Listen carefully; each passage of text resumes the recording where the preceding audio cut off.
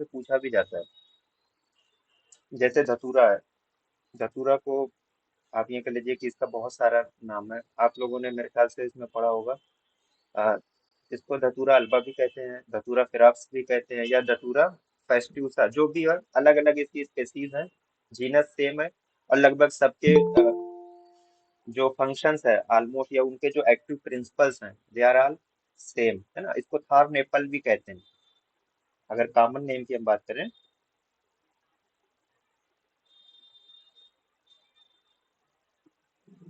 Thar nipple, ना, Thar nipple, या devils trumpet है, जिम्सन स्वीड है। क्यों? क्योंकि इसके जो फल होते हैं ना, थार नेपल इस वजह से कहा जाता है क्योंकि एक तो वो स्फेरिकल होता है, और चारों तरफ उसके क्या होते हैं, छोटे छोटे थार्न होते हैं, कांटे होते हैं। तो इस वजह से इसको थार नेपल भी कहा जाता है। टॉक्सिक पार्ट क्या होता है, जितना भी इसमें जो भी पार्ट है इस प्लांट के, धतूरा का जो भी हिस्सा है, यानी हिस्सस मुस्तेमला की जब हम बात करते हैं, तो तमाम हिस्से जो है इसके वो क्या है, वो जहरीले हैं, वो पॉइजनस है, वो टॉक्सिक है। फ्रूट है, फ्लावर्स है, सीड्स है। और सबसे ज्यादा जो अल्कलॉइड्स इसके होते हैं, हाईएस्ट कंसंट्रेशन में, वो कहाँ पाए जाते हैं, रूट्स और सीड्स में। रूट्स एंड सीड्स में। और यूजुअल रूट आप इनटेक, या यूं कह लीजिए कि एडमिनिस्ट्रेशन का जो यूजुअल रूट है, वो यूजुअली क्या है, इंजेक्शन है। सीड को आमतौर से लोग इंजेस्ट कर लेते हैं। इसके अलावा इसकी जो ड्राइड लीव्स है उसको स्मोक भी किया जाता है, मतलब इसका एज ए स्मोकिंग भी उसको यूज करते हैं नशे के लिए। तो ये इसका, अब इसमें जो सबसे इंपॉर्टेंट चीज, धतूरा का एक्टिव प्रिंसिपल क्या होता है।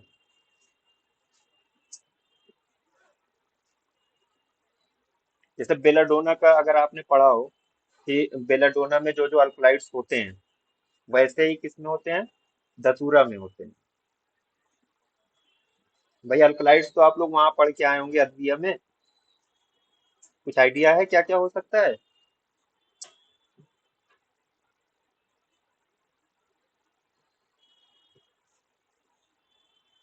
मेरी आवाज आ रही है कि नहीं? आ रही है सर। अरे ठीक है, तो एक्टिव प्रिंसिपल क्या होगा इसमें, यानी अल्कलाइड्स कौन कौन से इसमें पाए जाएंगे, दो तीन बहुत इंपॉर्टेंट है। एट्रोपिन। हाँ ठीक है, बेलाडोना में भी होता है, सेम इसमें भी होता है ना, एट्रोपिन होता है, ठीक। चलिए, एट्रोपिन हो गया। एक होता है क्या इसमें, हायोसायामीन। हायोसायामीन और किसमें पाया जाता है।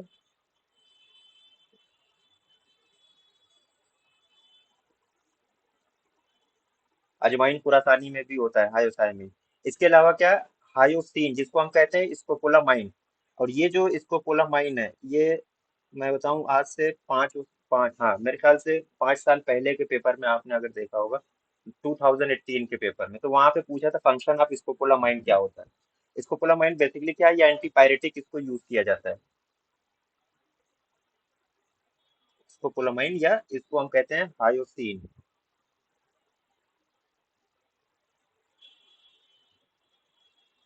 ना, ये इसके तीन एक्टिव प्रिंसिपल है, या यूं कह लीजिए कि इसके अल्कलाइड्स हैं। क्या है, अल्कलाइड्स। अब इसका एक्शन कैसे होता है, जो इसमें एट्रोपिन और हायोसिन है, ये क्या करते हैं, ये जो एसिटिल कोलाइन के रिसेप्टर्स होते हैं ना, उसको ब्लॉक कर देते हैं, एसिटिल कोलिन के रिसेप्टर्स को ये ब्लॉक कर देते हैं।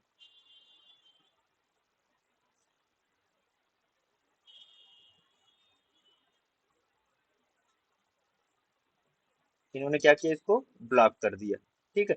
और जो एक्शन होता है, यानी जो इसका रिजल्ट निकल के आता है, वो क्या आता है, वो आता है पैरासिम्पैथोलिटिक, या फिर सिंपैथोमिमेटिक, यानी जो सिंपैथेटिक एक्टिविटी होती है उसी से ये मिमिक करता है इसका एक्शन ना।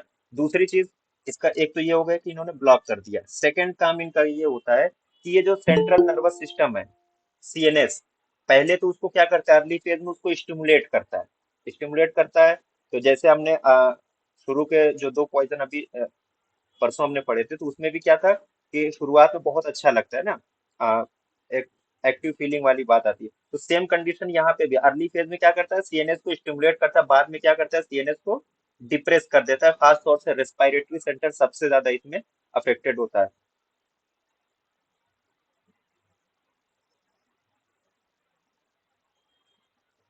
CNS stimulant in early phase. शुरुआत में स्टिमुलेट करता है, बाद में क्या करता है, सीएनएस को डिप्रेस कर देता है ना। और डिप्रेस में सबसे इंपॉर्टेंट सेंटर जो सबसे ज्यादा जिस पे असर जाता है वो जाता है रेस्पिरेटरी सेंटर पे। ठीक। तो ये इसका क्या है, एक्शन है ना। एसिटिलकोलिन के रिसेप्टर्स को ब्लॉक करता है। इनिशियली सीएनएस स्टिमुलेंट है अर्ली फेज में, और लेटर स्टेजेस में क्या करता है, ये सीएनएस को डिप्रेस करता है। और रेस्पिरेटरी सेंटर सबसे ज्यादा इस पे जो असर आता है वो रेस्पिरेटरी सेंटर पे आता है ना।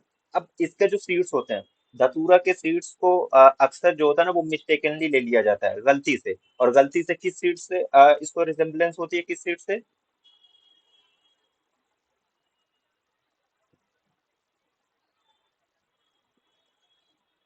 जो धतूरा सीड्स होते हैं ना इनकी रिजेम्बलेंस होती है कैप्सिकम सीड से।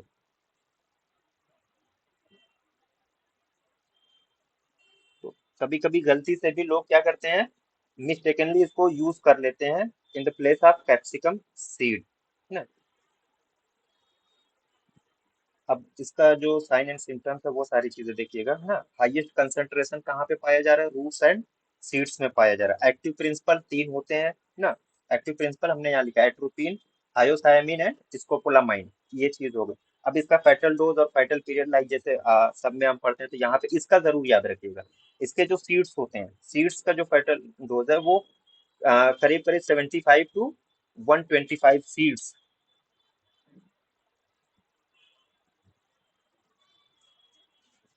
75 से 125 सीड, वो जो क्या होते हैं वो फेटल हो जाते हैं। या फिर अगर अल्कलाइड की बात करें, प्रिंसिपल अल्कलाइड जो हायोसिन यानी स्कोपोलामाइन है, ये अगर इसकी डोज 15 से 30 मिलीग्राम है,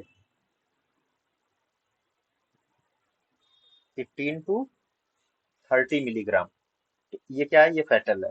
फेटल पीरियड यूजुअली जो होता है वो 24 आवर्स का होता है, 24 घंटे का होता है, एक दिन का होता है। ठीक।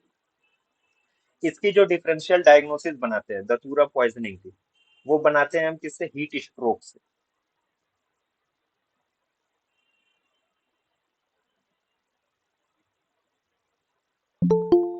हीट स्ट्रोक से हम इसकी क्या बनाते हैं, डिफरेंशियल डायग्नोसिस। अब इसके जो सिम्टम्स होते हैं, सिम्टम्स जो होते हैं वो अगर आपको पता हो, 9 डीज उसको हम कहते हैं, किस क्या कहते हैं, यहाँ पे है साइन एंड सिम्टम्स जो है उसको 9 डीज में, है ना। Dryness of the mouth, dysphagia, dysarthria, dilatation of cutaneous blood vessel जिसकी वजह से फ्लशिंग ऑफ द फेस, यानी रेड एज बीट ना, इस तरीके से है। रेड एज ए बीट इसको कहते हैं। फेस जो होता है बहुत ज्यादा फ्लश हो जाता है, कंजक्टाइवा कैसी हो जाती है, कंजेस्टेड। इसके अलावा इसमें डिप्लोपिया लिखा है, डबल विजन या ना। इसमें बेसिकली क्या होता है, शुरू में मिड्रिएसिस डेवलप हो जाती है यानी डायलेटेड प्यूपिल, जिसकी वजह से जो नियर विजन होता है वो हैम्पर कर जाता है, नियर विजन ना। उसके बाद क्या होता है, टेम्परेरी ब्लाइंडनेस डेवलप हो जाती है जिसको कहा जाता है blind as a bat.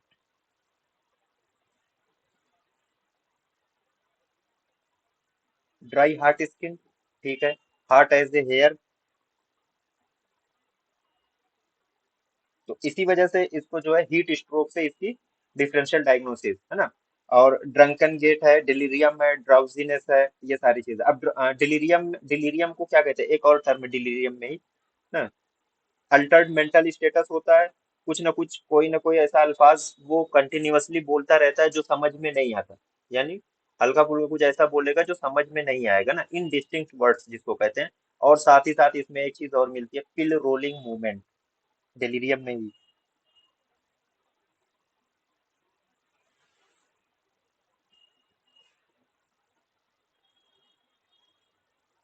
Pill rolling movement ना। अब इसमें क्या होता है, पिल रोल कैसे करते हैं, आप छोटी सी कोई पिल ले लीजिए। तो जैसे ना, एक तो अंगूठा होता है और जो पहली उंगली है, उसी से तो हम रोल करते हैं किसी चीज को। इवन पेन को भी अगर रोल करना हो तो उसी से। तो जस्ट लाइक दैट यहाँ पे भी यही वाली फाइंडिंग पाई जाती है, इसलिए इसको कहा जाता है पिल रोलिंग मूवमेंट ना। और ये पिल रोलिंग मूवमेंट यहाँ पे तो पाया ही जाता है, एक जगह और एक डिजीज में और पाया जाता है। पार्किंसंस। हाँ वेरी गुड। हाँ, पार्किंसंस डिजीज में पिल रोलिंग मूवमेंट देखने को मिलता है ना। फिर क्या है, इसके अलावा जो है ड्राउजीनेस है। ड्राउजीनेस का मतलब क्या है, पेशेंट जो हो जाता है एकदम ड्राउजी हो जाता है, कुछ करने वरने का नहीं एकदम। फिर बाद में फर्दर जो स्टेज होती है वो प्रोग्रेस कर जाती है किसमें, कोमा में। और अगर डेथ होगी तो वो किस वजह से होगी, अगर डेथ हो रही है तो थोड़ा सा दिमाग लगाए, अभी पहले ही हाइपोक्सिया। आपने पढ़ा था, अभी जस्ट पहले। हाइपोक्सिया। respiratory deficiency. हाँ, हाइपोक्सिया का यही पहले कि रिस्पायरेटरी सेंटर की डिस्टर्ब होता है due to respiratory paralysis. Patient की क्या हो सकती है, डेथ हो सकती है ना। ठीक, तो ये सारी चीजें इसमें पाई जाती है, इसके जो साइन एंड सिम्टम्स है। 9 Ds के नाम से मशहूर है ये। 4 Ds भी हमने पढ़े हैं ना, 4 Ds भी पढ़े हैं हमने। नियासिनामाइड। कोई विटामिन Telegram, डिफिशियंसी, telegram, प्लाजरा। हाँ प्लेगरा में पाया जाता है ड्यू टू नियासिन निएसिन। हाँ, डिफिशिएंसी। निएसिन की डिफिशियंसी से डिफिशिएंसी। 4 Ds होता है। ठीक, तो इसका फेटल डोज हो गया, फेटल पीरियड हो गया, डिफरेंशियल डायग्नोसिस भी हो गई, तमाम चीजें हो गई। साइन एंड सिम्टम्स में यही सारी चीजें हैं। डिस्पेजिया, डिस्पेजिया का मतलब डिफिकल्टी इन swallowing। अब ड्राइनेस ऑफ माउथ को जो मिमिक करते हैं या जो बताते हैं, dry as a bone, dry as a bone ना, बिटर टेस्ट होगा, बर्निंग पेन होगा स्टमक में, और साथ ही साथ क्या हो जाएगा, वोमिटिंग हो जाएगी ना। तो ये सारे इसके क्लिनिकल फीचर्स हैं। अब आइए इसका ट्रीटमेंट ना, ट्रीटमेंट पे एमेटिक्स देंगे ताकि जो इंजेक्टेड मटेरियल है वो जल्दी से क्या हो जाए, बाहर आ जाए, उसका एब्जॉर्प्शन ना होने पाए। गैस्ट्रिक लवाज कर देंगे, गैस्ट्रिक लवाज यूजुअली किससे करते हैं, पोटेशियम परमैंगनेट से कर देते हैं, या एक्टिवेटेड चारकोल से हम कर देते हैं इसका गैस्ट्रिक लवाज। अब इसका जो एंटीडोट है, फाइसोस्टिग्मीन सैलिसाइलेट, धतूरा पॉइजनिंग का ये एंटीडोट है। परगेटी दे देंगे यानी सहाल लाएंगे, ताकि अनएब्जॉर्ब मटेरियल जो हो वो जल्दी से उसको बाहर निकाल दिया जाए। बारबिचुरेट्स भी इसमें देते हैं ना। और साथ ही साथ क्योंकि रिस्पायरेटरी सेंटर डिप्रेस होता है तो आर्टिफिशियल रिस्पायरेशन यानी ऑक्सीजन इनहेलेशन वो कराया जाएगा। और अगर मान लीजिए कि क्या हो जाए, ब्लैडर जो है वो पूरी तरीके से फुल हो लेकिन यूरिन पास आउट ना हो, तो ऐसे में क्या करेंगे, कैथेटराइजेशन कर देते हैं in case of urinary retention. तो ये इसका क्या है, ट्रीटमेंट है, ट्रीटमेंट है। अब इसका पोस्टमार्टम फाइंडिंग क्या होगी, पोस्टमार्टम फाइंडिंग। तो यूजुअली जो होता है एक्सटर्नल फाइंडिंग में, क्योंकि रेस्पिरेटरी अगर डेथ होगी तो किसकी, रेस्पिरेटरी पैरालिसिस की वजह से होती है, हाइपोक्सिया के जो फीचर्स होते हैं। तो यूजुअली जो एक्सटर्नल फाइंडिंग होती है, एस्फिक्सिया में जो जो फाइंडिंग्स हमें देखने को मिलती हैं, यानी साइनोसिस, सबसे इंपॉर्टेंट चीज जो एस्फिक्सिया में मिलेगी वो क्या मिलेगी, साइनोसिस मिलेगी, है ना। तो वो भी यहाँ पे देखने को मिलती है। इसके अलावा इंटरनल की अगर हम बात करें तो जो सीड्स होते हैं वो हमें स्टमक में मिल जाएंगे ना। और स्टमक की जो म्यूकोजा होगी उसमें क्या होगा, इन्फ्लामेटरी चेंजेस रहेंगे। लंग्स क्या होंगे, एडिमेटस एंड कंजेस्टेड, और साथ ही साथ एंडोकार्डियम में पेटिकियल हेमरेज मिल सकता है। अब इसमें एक दो चीजें और है, इसका यूज बहुत ज्यादा होता है मेडिको लीगल एस्पेक्ट की अगर हम बात करें, एज ए स्टिफाइंग एजेंट। अब ये क्या चीज होती है, मतलब ऐसा एजेंट जिससे क्या है, सामने वाला पर्सन जो होता है वो अपने होशो हवास में नहीं रहता ना, उसे उस वक्त का जो तमाम फिनोमेना हो रहा होगा वो उसको भूल चुका होगा। और इसको बेसिकली यूज किया जाता है एज ए रॉबरी या रोड साइड पॉइजन भी इसको इसीलिए कहा जाता है। रेल रोड पॉइजन खास तौर से आप देखते होंगे कि ट्रेन में सफर करने वालों को लोग क्या करते हैं, कुछ खिला पिला के उनका सामान लूट लेते हैं। तो उसीलिए इसको कहा जाता है एज ए स्टिफाइंग एजेंट, इसको यूज किया जाता है, इसी को हम रेल रोड पॉइजन भी कहते हैं। इसी वजह से रॉबरी के लिए खास तौर से यूज किया जाता है, इसके अलावा किडनैपिंग और रेप के केसेस में भी यूज किया जाता है। फर्दर सुसाइड्स और क्रिमिनल एबॉर्शन के लिए भी इसका यूज कर सकते हैं। सब्सटेंस अब्यूज में तो यूज होता ही होता है। बच्चों में एक्सीडेंटल पॉइजनिंग, बच्चों में एक्सीडेंटल पॉइजनिंग भी हो सकती है, जो खास तौर से फल को क्या करे, च्यू कर जाए या चबा जाए, उसे लगे कि कोई दूसरा फल है, वो उसको क्या करे, पूरी तरीके से उसको चबा जाए और निगल जाए। तो एक्सीडेंटल पॉइजनिंग भी बच्चों में हो सकती है।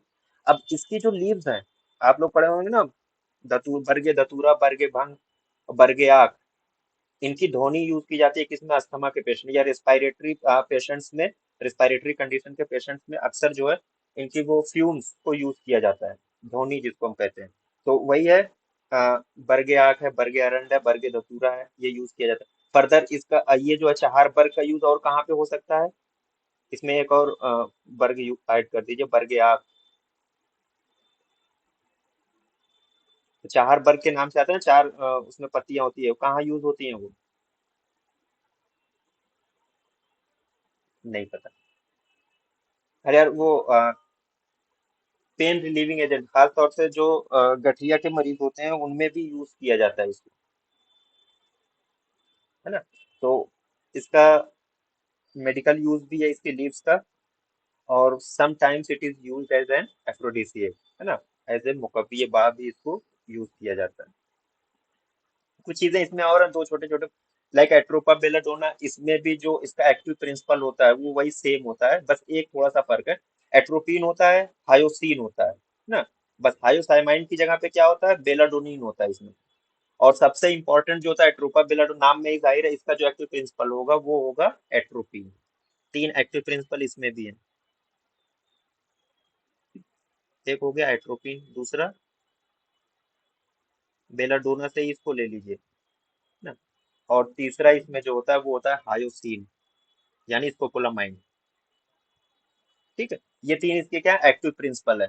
अब इसकी जो फेटल डोज होती है वो अराउंड जो एट्रोपिन की 100 to 130 मिलीग्राम फेटल डोज, और fatal period within 24 hours जो है वो डेथ हो जाती है। साइन एंड सिम्टम्स जो होते हैं ऑलमोस्ट रिजेंबल करते हैं जस्ट लाइक दतूरा पॉइजनिंग ऐसी, और ट्रीटमेंट भी वही सेम है जो हमने अभी तक पढ़ा है, और पोस्टमार्टम फाइंडिंग भी सेम है, सिमिलर है तो those found in poisoning by दतूरा, तो लगभग सेम है इसका ना। वो जस्ट लाइक दतूरा पॉइजनिंग, इसके भी तमाम एक्शन है, क्योंकि एक्टिव प्रिंसिपल भी ऑलमोस्ट क्या है इसमें, सेम है। फिर आता है अजवाइन खुरासानी, हायोथाइमस नाइगर, है ना। हायोथाइमस नाइगर किसको कहते हैं, अजवाइन खुरासानी को ही तो कहते हैं। अब इसमें एक्टिव प्रिंसिपल क्या जी। क्या होगा,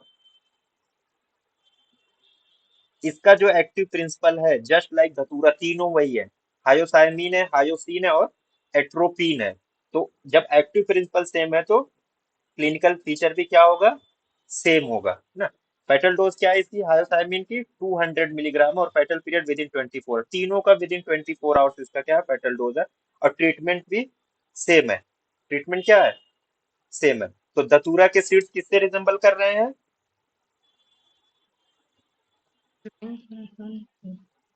चिली सीड ना, कैप्सिकम सीड, वो लाल मिर्च का जो बीज होता है उसी से रिजेम्बलेंस होती है इसकी।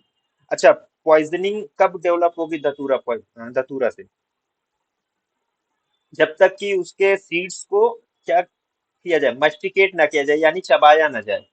अगर एज ए होल कोई निगल लेगा तो वो as it is pass out हो जाएगा, तो उसकी पॉइजनिंग डेवलप नहीं होगी ना। तो ये धतूरा या डिलीरियंट पॉइजन थे तमाम। अब इसके बाद आइए कैनबिस, भंग। ये भी बहुत ज्यादा यूज होती है, डिलीरियंट पॉइजन में है। कैनबिस सटाइवा, इसके बहुत सारे नाम है, हशीश है, marijuana भी है ना? और बहुत सारी इसकी वैरायटीज अलग अलग जगहों पे पाई जाती है। इंडिया में जो पाई जाती है उसको हम कहते हैं cannabis indica. Mexico cannabis Mexicana है। यूएसए में जो पाया जाता है कैनबिस अमेरिकाना है ना। और अब यहाँ पे देखिए, इंडिया में most commonly abuse illegal substance जो है वो क्या है, कैनबिस है।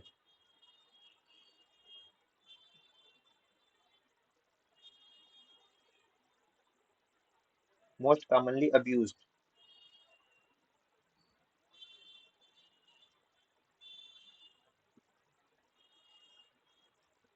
In India, that is cannabis या भंग जिसको हम कहते हैं। और ऑल ओवर इंडिया ये आपको मिल जाएगा। और पूरा का पूरा जो पौधा है, पूरा का पूरा जो प्लांट है वो क्या है, वो पॉइजनस है।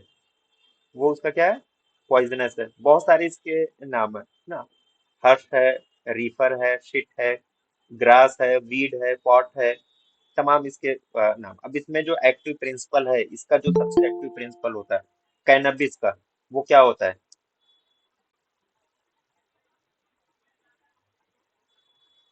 Extra THC. हाइड्रोकैनाबिनॉल। हाँ, टेट्रा हाइड्रो कैनाबिनॉल।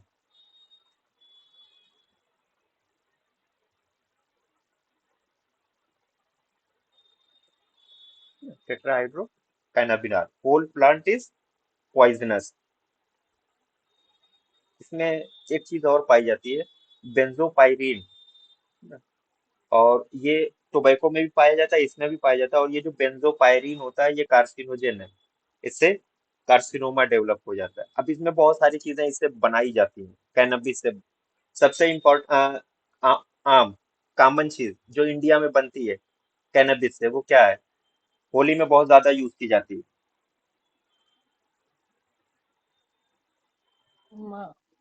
भांग। भंग, हाँ, ना भंग। माइल्डेस्ट फॉर्म है कैनबिस का, जितने भी प्रिपरेशन है भंग, अब इसका कॉमन नाम भंग इंडिया में है ही। तो कैनबिस के जितने भी प्रिपरेशन होते हैं उसमें सबसे जो माइल्डेस्ट फॉर्म है, सबसे कम एक्शन वाली जो चीज है वो होती है भंग। भंग है। दूसरी चीज होती है हशीश, ये पोटेंट है, काफी ज्यादा पोटेंट होती है। फिर है क्या, चरस। और चरस जो बेसिकली क्या है, हशीश का ही एक फॉर्म है। हशीश का ही एक फॉर्म है चरस। और बाहर के कंट्रीज में एक चीज और यूज की जाती है, मैरिजुआना जिसको हम कहते हैं। मैरिजुआना बेसिकली कैसे बनाई जाती है, जो ड्राइड लीव्स और फ्लावर्स होते हैं। Most common form of drug in the US, cannabis से जो सबसे कॉमनली चीज अब्यूज की जाती है यूएस में, वो मैरिजुआना है। और इसी से एक चीज और बनती है जिसको कहा जाता है माजूम।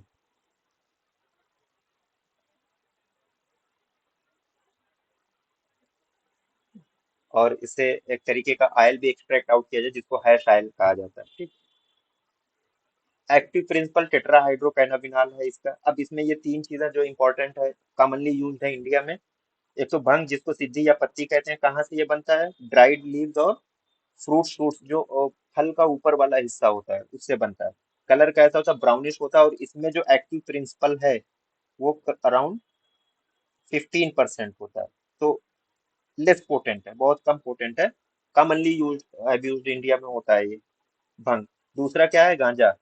अब ये जो जो फीमेल प्लांट होता है, अब इसमें मेल फीमेल दोनों टाइप के प्लांट। जो फीमेल प्लांट होता है उसका जो टॉप होता है, फ्लावरिंग टॉप, फूल के ऊपर वाला हिस्सा, उससे जो है गांजा प्रिपेयर किया जाता है, बनाया जाता है। कैसा होता है, रस्टी ग्रीन इन कलर, और 25% इसमें एक्टिव प्रिंसिपल मिलता है, टेट्राहाइड्रो कैनाबिनॉल। और चरस या हशीश जिसको करें, ये एक्सुडेट होता है, रेजिनस एक्सुडेट, लीव से, स्टेम से, जिसको ड्राई कर लिया जाता है ना। डार्क ग्रीन या ब्राउन कलर का होता है। 25 to 40% इसमें जो है एक्टिव प्रिंसिपल टेट्राहाइड्रो कैनाबिनॉल वो पाया जाता है, ठीक। रूट ऑफ इनटेक क्या होता है, यूजुअली इसको कैसे एडमिनिस्टर किया जाता है या इनटेक कैसे होता है इसका।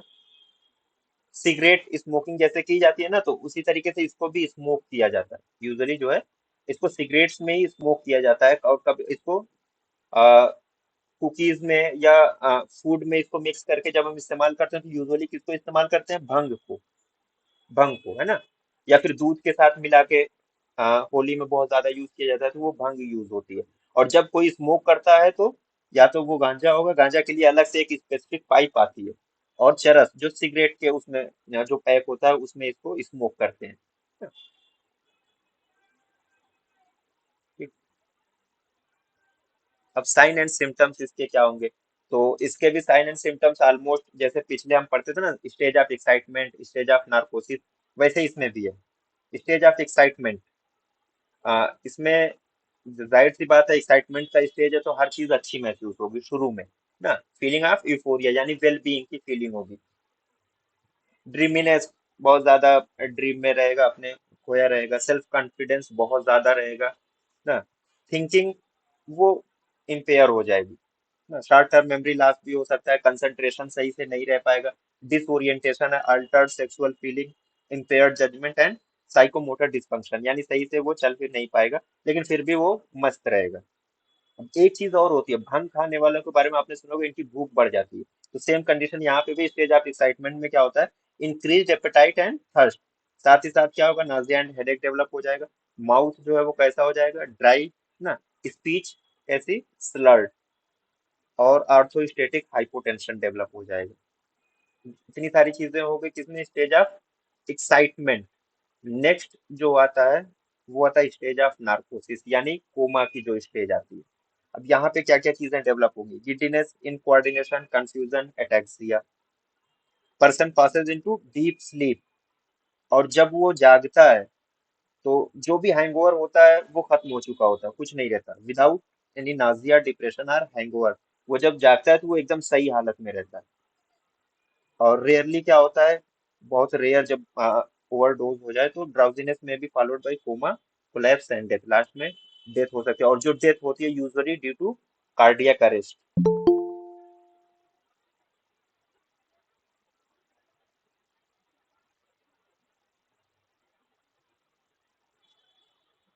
Due to cardiac arrest.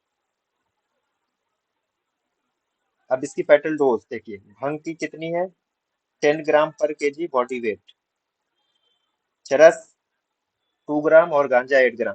तो मोस्ट पोटेंट फॉर्म क्या है, वो है चरस, है ना, इसकी 2 ग्राम फेटल डोज है। भंग की कितना है, 10 ग्राम पर केजी बॉडी वेट, यानी कि अगर कोई 70 केजी का है, मतलब 70 केजी वेट है किसी पर्सन का, तो उसके लिए कितना हो जाएगा, 700 ग्राम, तब जाके वो कहीं फेटल होगी। तो यूजुअली भंग से बहुत ज्यादा कुछ होता नहीं, स्टेज ऑफ एक्साइटमेंट आती है, और नार्कोसिस में क्या होता है, सोने के बाद वो सही हो जाता है।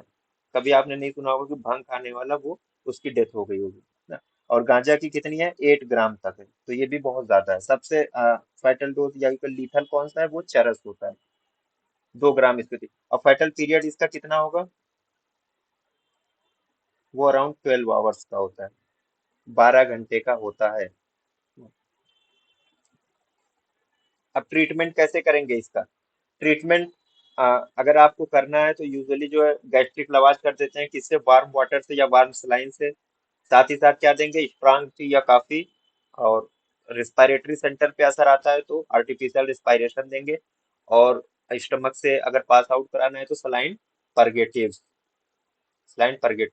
अब इसके लिए एक चीज और देते हैं, पेशेंट अगर बहुत ज्यादा एग्रेसिव हो गया, पेशेंट क्या हो गया, स्टेज ऑफ एक्साइटमेंट में ये एग्रेसिव भी हो सकता है ना, डिसोरिएंटेशन है ना, शॉर्ट टर्म मेमोरी लॉस है, इम्पेयरमेंट ऑफ थिंकिंग है, तो ऐसी कंडीशन में डायजेपाम दे देते हैं। क्या देते हैं, डायजेपाम दे देते हैं। पोस्टमार्टम फाइंडिंग क्या है, नॉन स्पेसिफिक, कुछ ऐसी खास पोस्टमार्टम फाइंडिंग इसमें नहीं मिलती। फिर आइए, एक और पॉइजन है, स्ट्रिकनेस नक्स वोमिक। अच्छा, भंग के लिए कौन सा टेस्ट कराते थे, भंग के लिए कौन सा टेस्ट कराया जाता था,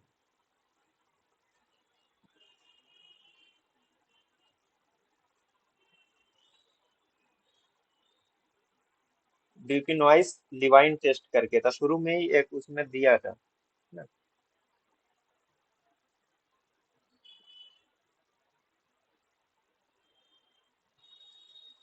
ये टेस्ट है जो भंग के लिए कराया जाता था। ठीक है, अब एक और पॉइजन है, that is strictness nux vomica या कुचला। इसके बारे में तो आप लोग जानते हो, किस टाइप का ये है, किस टाइप का ये पॉइजन है, न्यूरोटॉक्स स्पाइनल पॉइजन। स्पाइनल पॉइजन है ये। कैसा है, स्पाइनल,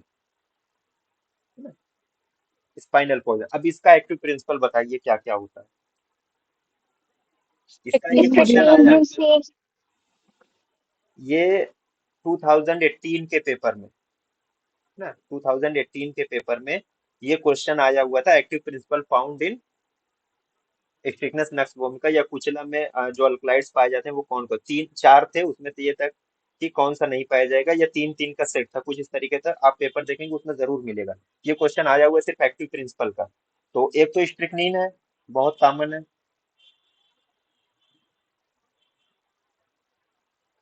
दूसरा कौन सा ब्रूसीन। है ना, ठीक है, ब्रूसीन। और थर्ड, लोगामीन। हाँ, लोगेनिन। ये तीन एक्टिव प्रिंसिपल होते हैं। स्टिकनीन और ब्रूसीन जो है ये बेसिकली क्या है, ये अल्कलाइड है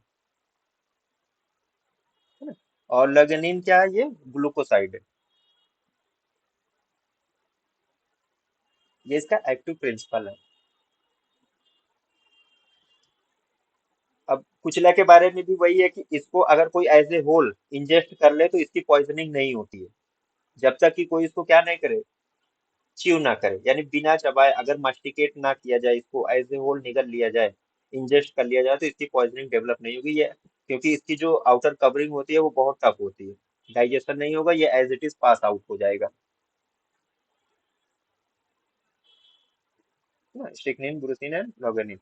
एक्शन क्या होता है, एक्शन मतलब कहाँ पे असर करता है, तो बेसिकली क्या करता है, ये जो एक है ना न्यूरो ट्रांसमीटर है ग्लाइसिन, न्यूरो कौन सा न्यूरो ट्रांसमीटर है, ग्लाइसिन, इसको ये इनिबिट करता है, इसको क्या करता है, एंटागोनाइज कर देता है ये। और खास तौर से कहाँ पे, स्पाइनल कार्ड के जो रिसेप्टर्स होते हैं या ब्रेन स्टेम पे, है ना, वहां पे ये ग्लाइसिन को ब्लॉक कर देता है ना। अब ग्लाइसिन का जब जो इफेक्ट होता है ना, वो बेसिकली क्या होता है, नर्व इम्पल्स जो होते हैं वो ट्राइगर हो जाएंगे। जैसे ही ग्लाइसिन को इनहिबिट करेगा, उसका इफेक्ट क्या आएगा, जो नर्व इम्पल्स, थोड़ा सा भी जो नर्व इम्पल्स मिलेगा उससे क्या होगा, पेशेंट में जो है सिम्टम्स डेवलप होंगे, जस्ट लाइक टेटाइनस जो फीचर्स डेवलप होते हैं। हल्का सा भी अगर ट्रिगरिंग मूवमेंट मिल जाएगा तो उससे बहुत ज्यादा एजिटेटेड हो जाएगा पेशेंट, इसके ग्लाइसिन के इनिबिशन के बाद। It antagonizes the inhibitory neurotransmitter glycine by blocking its post-synaptic uptake by brainstem and spinal cord receptors. अब जब कोई इनहिबिटरी इफेक्ट नहीं होगा, तो जो मोटर न्यूरॉन्स होते हैं वो जो स्टिमुलस होगा उसको अपने से बंद नहीं कर पाएंगे, स्टॉप नहीं कर पाएंगे। उससे क्या होगा, जो पर्सन होगा वो कंटिन्यूअसली उसको क्या होगा, मसल कंट्रैक्शन होता रहेगा ना। कहाँ पे इसका एक्शन होता है, particularly in the anterior horn cells, Renshaw cells of spinal cord. अब एक चीज और है, पोस्ट साइनेप्टिक पे देखिए ये ब्लॉक करता है। प्री साइनेप्टिक जो होता है वो क्या है, वो गाबा है ना, तो उस पे कोई इफेक्ट नहीं आता है स्ट्रिक्निन का। साइन एंड सिम्टम्स ऑलमोस्ट आपने पढ़ोगे, जस्ट लाइक इसकी जो डिफरेंशियल डायग्नोसिस होती है वो किससे होती है, टेटेनस से होती है। तो वैसे ही इसमें क्लिनिकल फीचर्स आपको देखने को मिलेंगे। सबसे पहला जो कैरेक्टरिस्टिक प्रेजेंटेशन है that is conscious seizure. Conscious seizure का मतलब क्या होता है, पेशेंट को जब सीजर होंगे तो उसे एहसास होगा, उसे पता चलेगा, और उस वक्त वो पूरा कॉन्शियस स्टेट में रहेगा ना, उसको हम कहते हैं कॉन्शियस। ठीक। अब फिर क्या होगा, बिटर टेस्ट, जाहिर सी बात है, अगर इसको च्यू करेगा तो इसका टेस्ट कैसा है, वो बिटर टेस्ट है। साथ ही साथ माउथ में क्या होगा, जो पहला सिम्टम्स है, जैसे टेटाइनस में भी जो होता है वो लॉक जा, पहला फीचर जो मिलता है, इंपॉर्टेंट फीचर है, वो है लॉक जा। लॉक जा की वजह से वो स्माइलिंग फेस डेवलप होता है, जिसको हम राइसस सार्डोनिकस कहते हैं ना। तो सेम कंडीशन यहाँ पे भी माउथ में स्टिफनेस डेवलप होगा, और स्टिफनेस की वजह से फिर वही है राइसस सार्डोनिकस ना।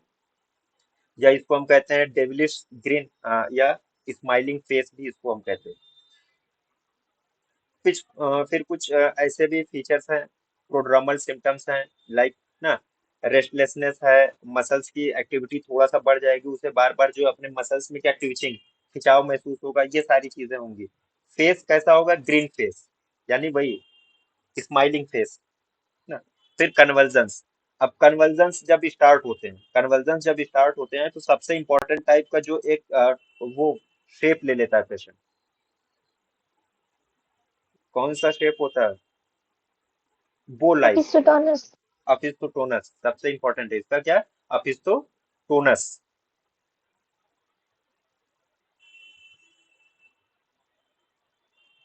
जस्ट लाइक दिस, इस तरीके से बो लाइक हो जाएगा, यानी सर जो है वो रहेगा, और पैर, ये दोनों जो है वो टच करेंगे। बाकी जो पूरा हिस्सा होगा वो कैसा होगा, वो बीच से पूरी तरीके से बेंड होगा ना, वो जो सरफेस होगा उससे टच नहीं करेगा। अपिस्तोटोनस ये शेप ले लेंगे। इसके अलावा भी तो कुछ और, जैसे इम्प्रोस्टोनस है या प्लूरोस्टोनस है, ये भी होता है। जैसे स्पाज्म जब एब्डोमिनल मसल्स का होगा, जब एब्डोमिनल मसल्स का स्पाज्म होगा तो बजाय ये बैक पे अपिस्तोटोनस की शेप की वजह से, बल्कि वो क्या होगा, सामने की तरफ फॉरवर्ड बेंडिंग होगी। अगर एब्डोमिनल मसल्स का स्पाज्म होगा तो फॉरवर्ड बेंडिंग होगी, उसको हम कहते हैं इम्प्रोस्थोटोनस, फॉरवर्ड बेंडिंग,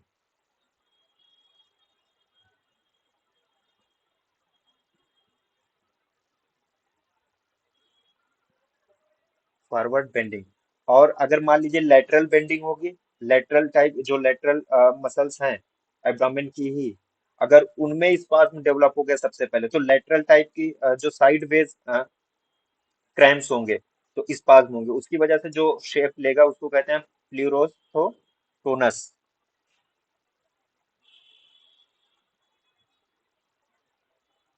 यानी साइड वेज स्पाज्म जब होगा तो ये सारे इसके शेप होंगे। और यूजुअली जो कन्वर्जन्स होते हैं इसकी जो ड्यूरेशन होती है वो 2 मिनट से लेके 2.5 मिनट तक होती है, और हर 12 से 24 घंटे में इसका रिकरेंस होता रहता है ना। और जब कन्वर्जन्स होगा तो कन्वर्जन्स की खास बात क्या है कि वो कॉन्शियस होगा, पेशेंट जो होगा वो कैसा होगा, अवेक रहेगा, पेशेंट में रिमेन अवेक, और उसे हर चीज उसके आसपास जो भी चीजें होंगी वो उसे महसूस होती रहेगी, वो उसके अवेयर रहेगा, वो जानता रहेगा ना, वो उसे क्या करेगा, जानता रहेगा। अच्छा, इसकी वजह से अगर डेथ हो गई, मान लीजिए अ, इसकी पॉइजनिंग से, कुचला पॉइजनिंग से अगर डेथ हो गई, तो ये किससे रिजेंबल करता है? एक चीज हमने पढ़ी थी, कैडेवरिक स्पाज ना। कैडेवरिक स्पाज, मान लीजिए असिस्टोटोनस स्टेट में था और वहीं पे डेथ हो गई, तो वो उसी स्टेट में पड़ा रहेगा। कैडेवरिक स्पाज में भी क्या होता है कि प्राइमरी रिलैक्सेशन नहीं होता, प्राइमरी रिलैक्सेशन नहीं होता, और at the time of death जिस पोस्चर में वो रहती है बॉडी, उसी पोस्चर में वो पड़ी रहती है स्पाज की वजह से, है ना। तो सेम कंडीशन यहाँ पे भी डेवलप हो जाती है, जस्ट लाइक कैडेवरिक स्पाज।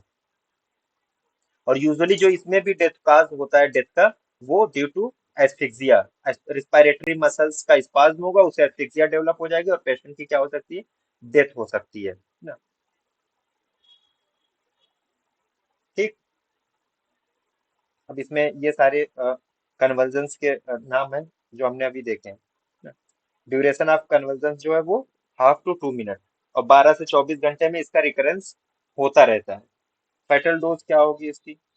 तो 15 to 20 मिलीग्राम पर केजी बॉडी वेट, ये जो है किसकी होगी? स्ट्रिक्नीन, जो इसका अल्कलाइड है, प्रिंसिपल अल्कलाइड। और अगर सीड की बात करें तो 1 क्रश्ड सीड, ये इसका क्या होगा? फेटल डोज होगा। और फेटल पीरियड 1 to 2 आवर्स, 1 से 2 घंटे का होता है।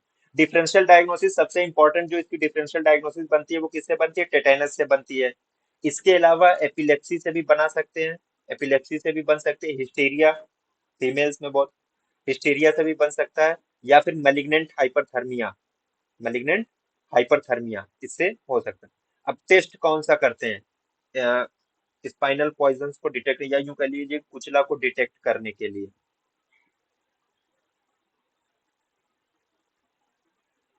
मेंडेलिन टेस्ट,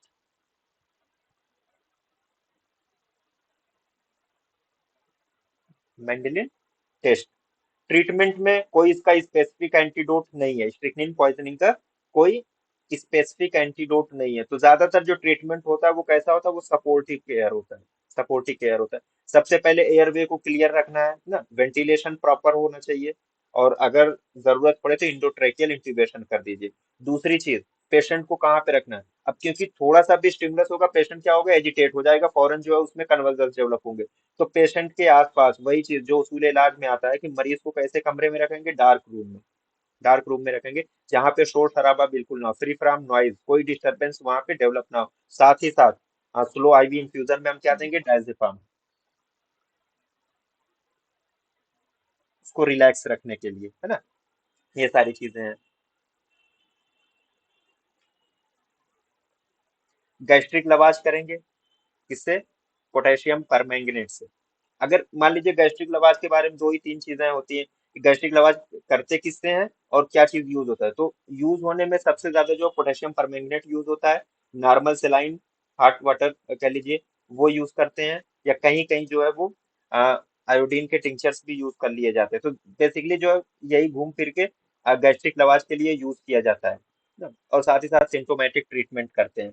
अगर हाइपरथर्मिया डेवलप हो गया है तो पेशेंट को क्या करेंगे? आइस पैक्स से उसको क्या करेंगे? धीरे धीरे कूल करेंगे, या फिर पूरा ब्लैंकेट को ठंडा करके उसके ऊपर रख दीजिए। तो ये सारी चीजें हैं। और कोई स्पेसिफिक एंटीडोट ना होने के बावजूद भी इसको एज एन एंटीडोट जो इसमें यूज किया जाता है वो फेनोबार्बिटाल सोडियम या बार्बिचुरेट्स को हम एज एन एंटीडोट इसमें यूज कर सकते हैं। तो ये इसका क्या था? ट्रीटमेंट था। पोस्टमार्टम फाइंडिंग, कोई कैरेक्टरिस्टिक पोस्टमार्टम फाइंडिंग नहीं पाई जाती। हाँ, अगर डेथ हो गई कुचला पॉइजनिंग से, तो यूजुअली जो होता है इसमें राइगर मोर्टिस जो है वो पहले डेवलप हो जाती है। राइगर मोर्टिस पहले जो डेवलप होने की वजह है वो ये है कि पेशेंट जो ऑलरेडी बहुत ज्यादा एजिटेटेड रहता है, तो ड्यू टू एग्जॉशन, एग्जॉस्ट हो चुका होता है, ऑलरेडी उसकी जो एनर्जी है वो खत्म हो जाती है, तो उसकी वजह से राइगर मोर्टिस जो है वो पहले डेवलप हो जाती है ना। Rigor mortis appears early. Viscera कैसे मिलेंगे? तमाम विसराज दे आर, कुछ ना याद है, दे आर कंजेस्टेड ना, they are congested. Medico legal aspect की बात करें तो कुचला जो है यूजुअली एक्सीडेंटल पॉइजनिंग इसकी होती है due to overdose, due to overdose. साथ ही साथ इसको एज ए क्वैक रेमिडीज में, क्वैक रेमिडीज इसको कहते हैं, कि वहां पे अगर झोला छाप ने कुछ बिना पढ़े लिखे ज्यादा दे दिया, तो वहां पे भी ओवरडोज हो जाएगी और पेशेंट की डेथ हो सकती है। क्वाइक रेमेडीज में ये कुचला आता है। ठीक। तो ये चीजें होगी। अब एक पॉइजन और है। हाँ, उसको देख लेते हैं।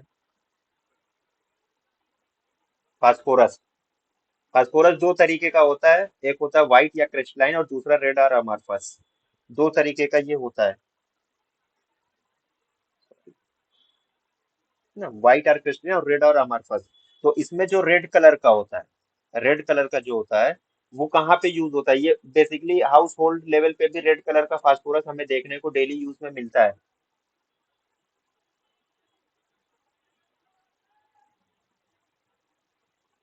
अरे यार, मैच स्टिक होती है माचिस, तो उसके साइड पे जो लगा होता है ना लाल रंग का, वो यही होता है। रेड फास्फोरस ही वो होता है ना।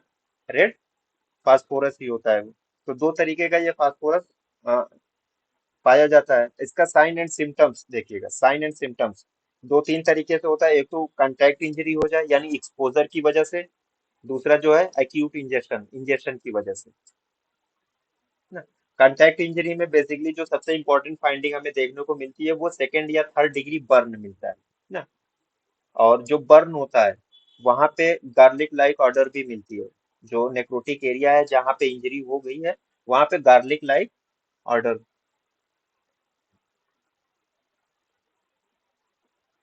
ठीक। ये होगा। और एक्यूट इंजेक्शन में देखिएगा, इसको तीन स्टेज में हम डिवाइड करते हैं, first second and third. First second and third. जो फर्स्ट स्टेज होता है वो within half to 6 hours, इतना हाफ टू 6 आवर्स में इसके जो फीचर्स है वो डेवलप होते हैं। अब क्या होगा? बर्निंग सेंसेशन होगा कहाँ पे? थ्रोट में और एब्डोमेन में। साथ ही साथ बहुत ज्यादा प्यास लग जाएगी, नाजिया एंड वोमिटिंग यूजुअली पाया जाता है। डायरिया और एब्डोमिनल पेन। ब्रेथ वोमिटस और फीसेस में क्या मिलेगा? Garlic like order. ये चीज गार्लिक लाइक अडर जो है वो फास्फोरस पॉइजनिंग के लिए स्पेसिफिक है ना। और एक चीज और है, जो फीसेज होते हैं और जो वोमिट होती है, उसमें जो है ना, जस्ट लाइक ल्यूमिनेसेंट। ल्यूमिनेसेंट कहते हैं एक तरीके से जिसमें थोड़ा सा हल्की सी चमक मिले। जो वोमिट होगा और फीसेज।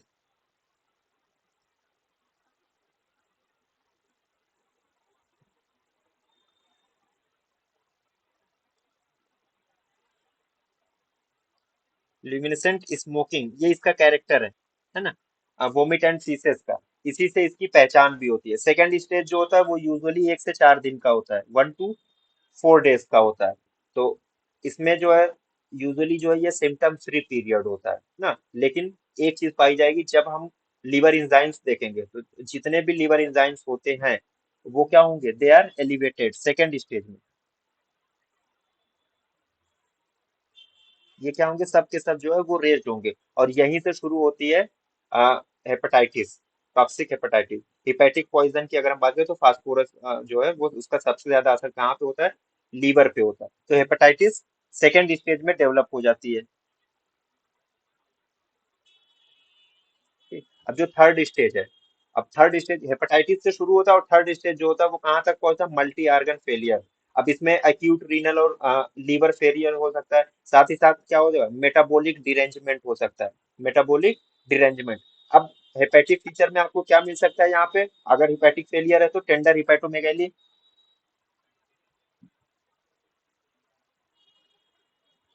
साथ ही साथ और क्या चीज मिल सकती है? हिपैटोमेगैली है, हेपेटाइटिस किसी को डेवलप हो गई, तो अगर हमें खाली देखना है पेशेंट को, हम इंस्पेक्ट कर रहे हैं, तो हमें उसके एक्सटर्नल फाइंडिंग में क्या चीज मिल सकती है? ये तो ऑन पाल्पेशन था, टेंडर हिपैटोमेगैली। इंस्पेक्शन में क्या देखने को मिलेगा? यार हेपेटाइटिस का कोई भी केस होगा, जॉन्डिस जरूर मिलेगी ना, जॉन्डिस मिलेगी। और जॉन्डिस में अगर मान लीजिए कंजेस्टेड, या यूं कह लीजिए कि अगर लीवर जो है कंजेस्टेड है और जॉन्डिस जो है वो बहुत ज्यादा, बिलिरुबिन लेवल बहुत ज्यादा बढ़ा है, तो एक चीज और मिलती है स्किन पे, वो पेशेंट बताएगा। दैट इज खुजली, प्रूराइटस, प्लूराइटिस। है ना। तो ये सारे क्या है? ये एक्यूट रीनल फेलियर के फीचर है। रीन सॉरी हिपेटिक फेलियर के फीचर है। रीनल फेलियर में क्या है? ओलिगुरिया है, हेमेचूरिया है, अल्ब्यूमिनुरिया है। समटाइम्स जो होता है पूरी तरीके से यूरिन ना पास आउट हो, एन्यूरिया, ये सारी चीजें डेवलप हो सकती है। पेशेंट जो होगा रेस्टलेस होगा, उसका एंग्जाइटी बहुत ज्यादा होगी, इंसोमिया या हेडेक डेवलप हो सकता है। और साथ ही साथ जो है परप्यूरा या एपिस्टैक्सिस भी देखने को हमें मिलती है। अब एक स्टेज और होता है जिसको हम कहते हैं फल्मिनेंट पॉइजनिंग। उसमें जो है फल्मिनेंट पॉइजनिंग की सिंपल सी बात यह है कि पेशेंट जो है वो जिंदा नहीं बचेगा, विद इन सम आवर्स उसकी डेथ। यहाँ पे दिया गया फल्मिनेंट पॉइजनिंग में डेथ जो होती है 12 घंटे के अंदर अंदर हो जाती है, अगर लार्जर डोज में पेशेंट ने इंजेस्ट कर लिया है फास्फोरस को तो। ठीक। अब इसका फेटल डोज और फेटल पीरियड सबका पढ़ रहे हैं, इसका भी पढ़ लीजिए। व्हाइट फास्फोरस ही इसमें जो है वो ज्यादा फेटल होता है, तो उसी की फेटल डोज हम देखेंगे। यूजुअली जो है 60 to 120 मिलीग्राम।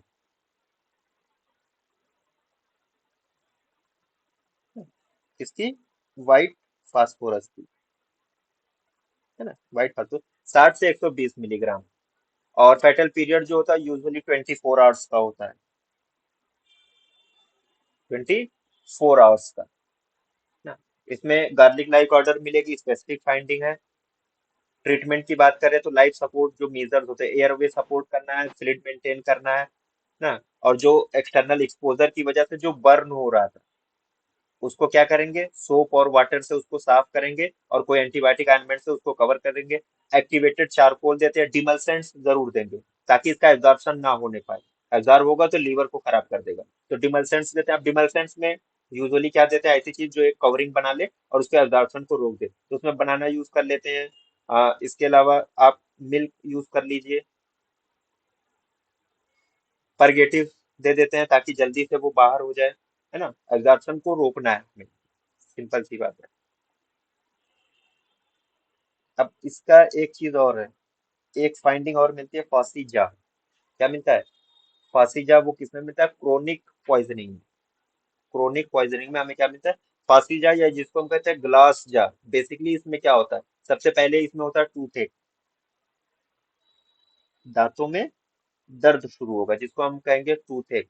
उसके बाद धीरे धीरे क्या होगा, जो जाज होंगे उसमें स्वेलिंग डेवलप हो जाती है।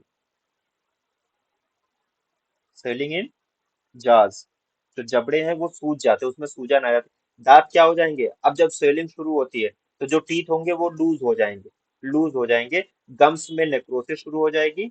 और साथ ही साथ जो है बहुत सारे साइनस बन जाएंगे, किसमें? मंडिबल, सॉरी मैंडिबल में।